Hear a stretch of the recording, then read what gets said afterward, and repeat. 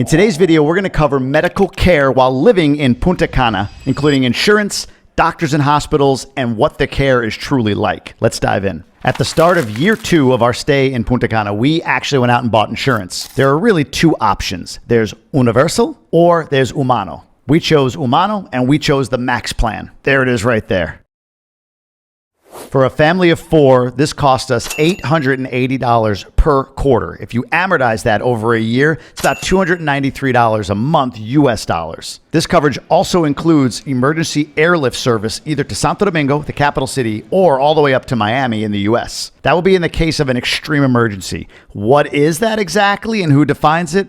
I don't know. But it's available for you. Just ask the broker. You don't need to be a Dominican citizen to get insurance. In fact, a great hack is go over to expat.com, go on the message boards for the Dominican Republic, talk to other expats about health insurance and brokers they may have dealt with. Now, year 1, we didn't have insurance. We just didn't see the need to buy it because every visit that we made to the clinic or the doctor was really cheap. What made us consider it was I had a GI issue, which had me go through a battery of different tests, different visits to different types of doctors, and the requirement for me to get a colonoscopy. I'll admit, initially that scared me a little bit, a colonoscopy in another country, but I'll get to the standard of care in just a little bit. First, I met with my gastroenterologist. She had me go to a cardiologist for an EKG and consultation just to make sure that I could go under anesthesia. She also had me go get lung x-rays so they could take a look at my lungs and make sure I was good to go under as well. And then I had to go do all the labs, fecal samples, urine samples, tons of blood samples. And from those labs, what popped up was I might have hyperthyroidism. So my doctor sent me to the endocrinologist who also had to clear me for anesthesia.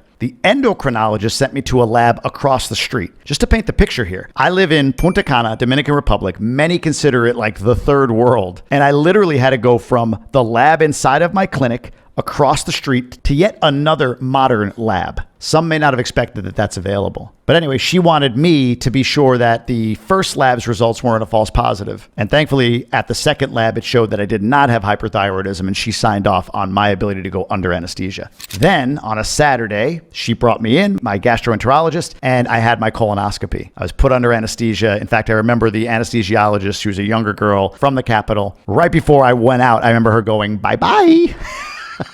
I'll never forget that. When I came to, my wife and I went up to the front desk. Again, we had no insurance and we paid our final bill. When I added up everything from the first ER visit through all those doctor visits, the 2 different sets of labs, and then the colonoscopy with anesthesia, our total out of pocket, no insurance, was $2,100. Even still, it was a consideration like, do we need insurance? But here's the big reason why we do. If there is an emergency and you need to go to a hospital locally, the prioritization honestly is whether they're going to get paid first. I know it sounds crazy and some may disagree, but the human in that aspect is second. Whereas in the States, yeah, we got a messed up system, but there's a certain value on human life that's placed. So you'll get treatment even if you have no coverage. Having in-country insurance coverage became essential for us, so we went and bought the policy as I described. Now, fast forward, my older son got bit by a mosquito and caught something called dengue virus. If you're not familiar with that, it is a mosquito-borne illness. It is viral, so there's nothing you can really do about it. There's no medicine, but it depletes your blood platelets. So if you bleed, you don't clot, which is extremely dangerous. We had to go in multiple times for IVs to keep him hydrated. That's the biggest thing, hydrated and rested. And we did that at a local clinic, which I'll tell you about here in a moment. Eventually, we had to bring him into a local hospital and we had him hospitalized, for what ended up being 3 days and 2 nights. Now we have insurance. We've paid for our policy with Humano. And I knew that from the colonoscopy that probably it's not going to be a crazy amount of money, but I expected $500, $600, $800, $1,000 maybe out of pocket once we left the hospital a few days later. But 2 things. 1, we went downstairs. My wife gave the insurance card to the front desk. They do whatever they do. There's no like, we'll send you a bill. We got all these codes. They just charge the insurance. And then they gave us the bill, which equated to 2,500 pesos. If you're doing the conversion at 56 pesos a dollar, that's $44. $44 for a 3-day, 2-night stay in a hospital. Food, round-the-clock care, IVs, the whole 9. That blew my mind. Now, you might be thinking, okay, yeah, but it's a third world hospital. I'm going to get into that here in a second and talk about hospitals and doctors that we prefer, as well as how I verified the standard of care that we received in both of the instances I just shared with you. All right, so we've got our insurance, Humano, Universal. You make the choice, one of those two, grab your insurance coverage. Now, where do you go? For primary care services plus more, like chiropractic, physical therapy, cardiology, endocrinology, gastroenterology, all of those things, there's a great clinic locally called Punta Cana Doctors. It's very close to where I live, within walking distance, to be honest with you. And we visited there, God, more than I ever would have thought. Like, we didn't seem to go to the doctor that much in the States, and here we found the need to go a few times. Nothing about the country. It just popped up. These little things have popped up. What I've done at Punta Cana Doctors is not only the colonoscopy that I described, but I had this little, bit of fear being in my mid-40s that I should probably get my heart tested. So I went in for a stress test, an EKG, and sonogram of my heart and vital organs, just preventatively. I wanted to make sure that I'm good, that I'm going to, live a while. I was having I think I had some like acid reflux and thought, oh my God, is it a heart attack? Maybe you go through that. Drop a comment. Let me know if you ever get paranoid about feeling something, especially when you just heard of somebody else your age having a heart attack and then saying, I got to go get checked out. That's what I did. Everything was clear, thankfully, and I don't even remember the amount, but it was dollars that we spent out of pocket with insurance. And yes, insurance covered all of that. For the hospital, we've used a couple in the area for different things. Like, for instance, our kids needed a hearing test for school, which is fairly standard. So we went to one hospital, didn't love the experience, and we heard some other things. We went to a different hospital for something else. Where we really got the most value and where our son was admitted for 2 nights was Centro Medico Punta Cana. Look, I get paid nothing to tell you about these doctors and hospitals. I could just tell you that when we went there, we found a modern facility with excellent care, which I'll get into in a second. Now, when we got there, they did direct us initially, oh, you must be international, go that way. So when we said, no, we have local insurance, they brought us into the regular waiting room. I think we would have ended in the same place, but it was a different process if you didn't have local insurance. So again, another endorsement, if you're going to live in this country, or any country for that matter, consider getting local insurance, which makes sense. If you're in the US and I've presented a hospital with a Humano insurance card, what would they say? They'd like, look, that doesn't apply here. It's a different country. Same thing. This is a sovereign nation.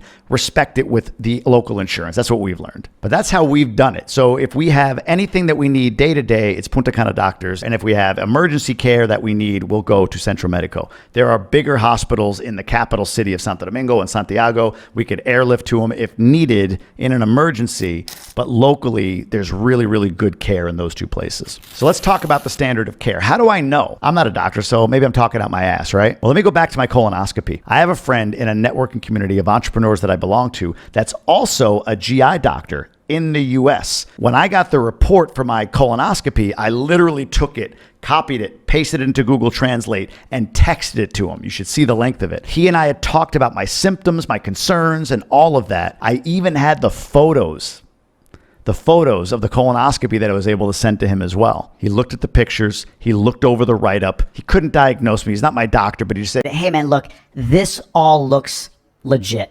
everything here is kind of what I expected they would say. Of course, that's your doctor. He's deferring to my local doctor. But when he read the report and he looked at the photos and he heard what I said was going on, it aligned for him with what the care was that I was getting. So that was one. On the dengue fever for my son, we through a connection are aware of a guy in Australia who's a doctor, and he's considered one of the top tropical disease doctors in the world.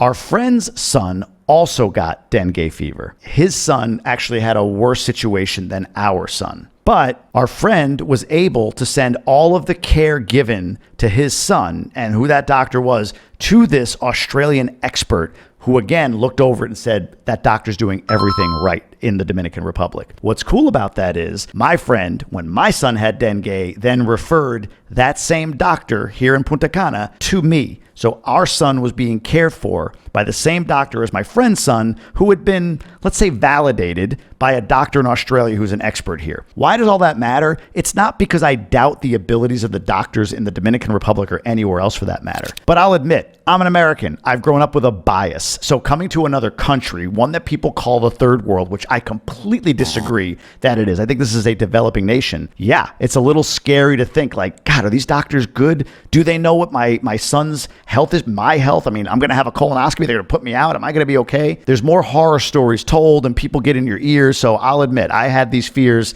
and they were assuaged by these other doctors in other places, just giving a second opinion to validate the care that we were getting. If you want to dive more into health insurance options, options. I created this video over here where you can check that out and talk about how you can get insurance to leave your job, whether you're moving abroad or not. If this was helpful, would really appreciate you subscribing to the channel. I want to build out more content about quitting your job, living your dream, and everything in between.